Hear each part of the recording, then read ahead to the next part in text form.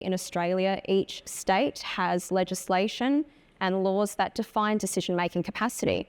But importantly, it's premised on 4 key points. The first is that a person understands the information relevant to a decision. So that's where we understand capacity to be decision-specific, and it is context-specific and time-specific as well. The second point is that the person needs to retain that information. The third, that they use the information in the course of making their decision. And then finally, to communicate that decision by whatever means appropriate.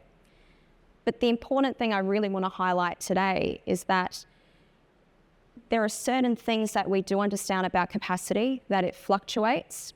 And the fact that a person might have fluctuating capacity, the fact that they may not understand matters that are really technical, so having a rudimentary cognitive level is all that's required.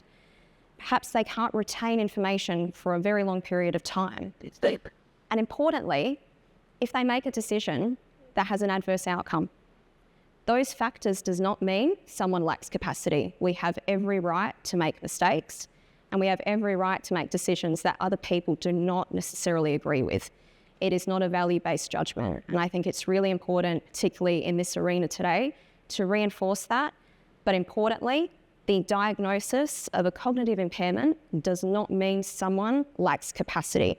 Theoretically speaking, that is not sufficient to rebut this really important presumption that every person has capacity to make a decision.